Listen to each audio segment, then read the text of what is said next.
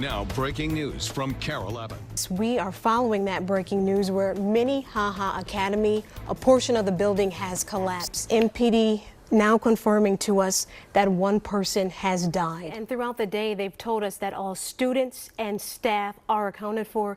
We still don't know who the missing people are. Okay, folks, I've got a question for you.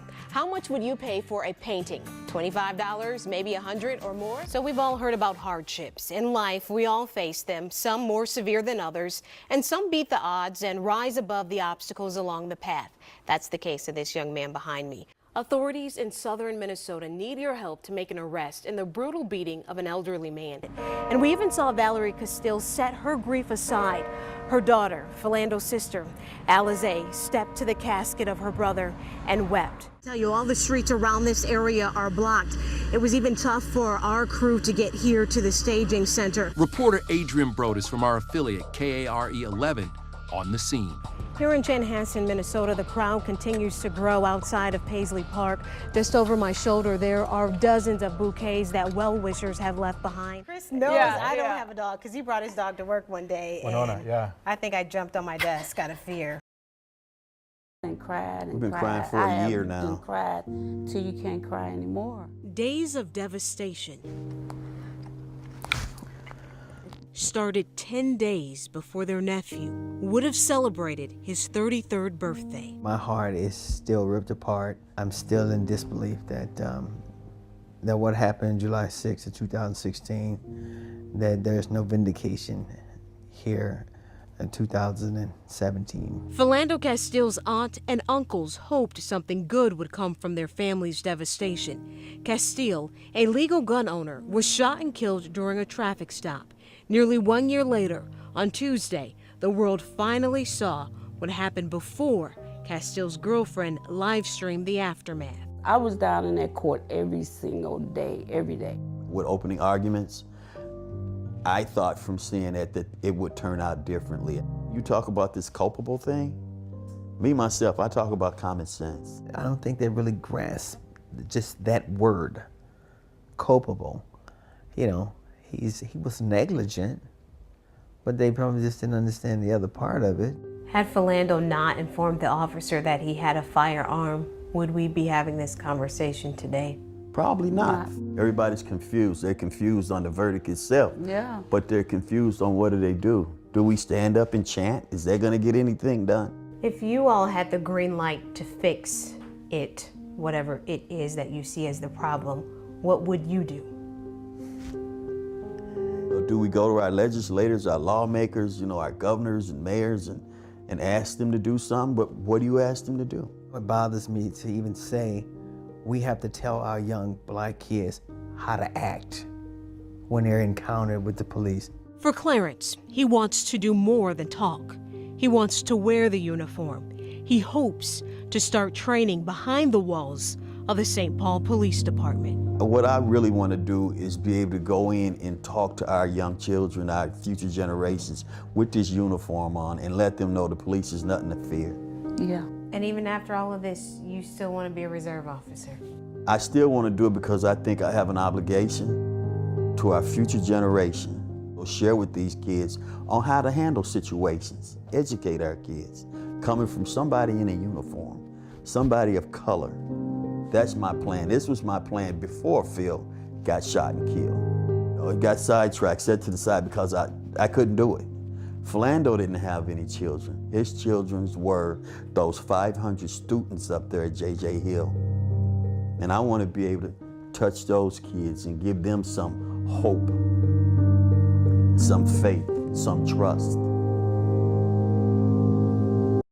As soon as police reopened this stretch of Summit Avenue to traffic, protesters took over this section of Summit, blocking cars. And we've seen this throughout the day. After those 20 people were arrested earlier today, 15 of them were cited and released, including that gentleman right there who's back out here protesting. He's wearing that white shirt with the message "Truth" on the back. At this hour, 10 people have been booked and they're sitting in jail, and others are being processed.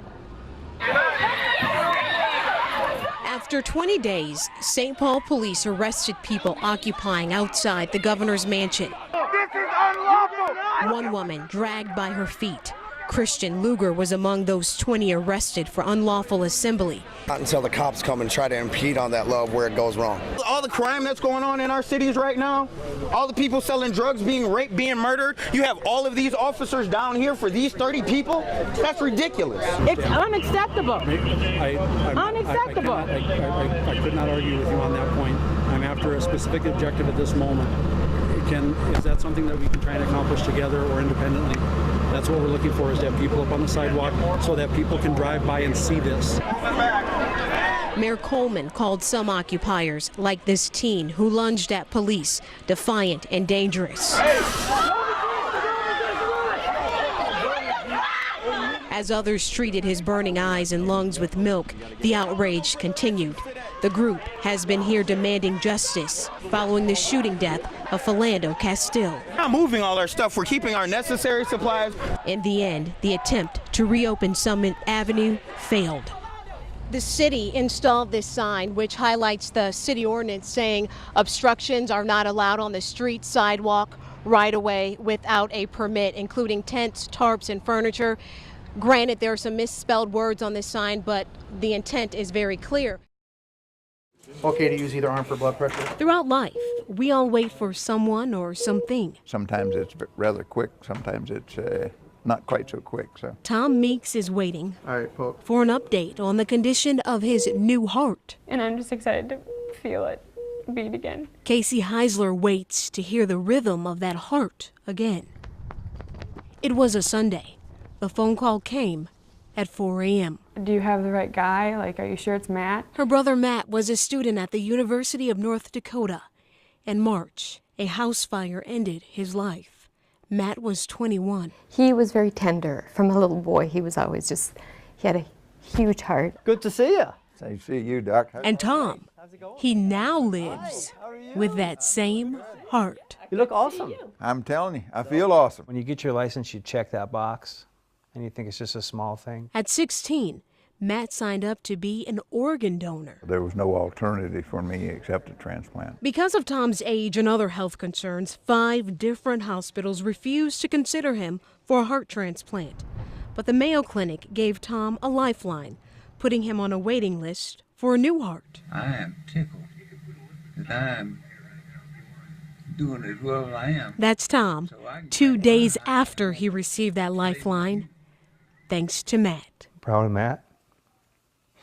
Really proud of Matt.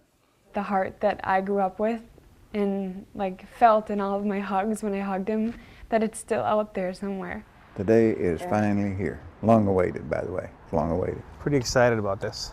Obviously, in my case, they're always going to carry a very, very warm spot in my heart. 8 months after Matt died, Matthew's dad, Jared, his mom, Cheryl, and younger sister, Casey, embraced the heart they love. Wow. Hi. You must be Casey. Cheryl. The waiting Nice to meet you. is finally over. One more, Jared. Hey, oh man. I woke up this morning and told So nice to meet you. Matt that Mom and Dad's coming today. This is his graduation picture. Both families shared memories. Is this you? And created new ones. Add friend. Because of Matt, Oh, what a good picture. Tom gets more time with his wife, Ann, and their 4 grandchildren. Would you like to listen to your brother's heart? And the Heislers get to hear from Matt again. A sister who only wanted to feel her brother's heart now gets to hear it.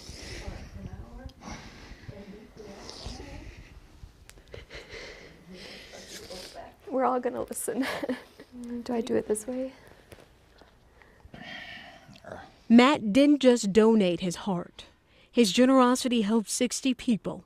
A 46-year-old woman received one of Matt's kidneys. The other went to a 56-year-old woman. The life of a 61-year-old man was saved by Matt's gift of a liver. Thank you.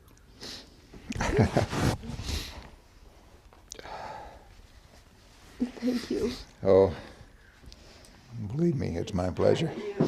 Last one, Tom. All right. comfort found in a moment well worth the wait. It's awesome.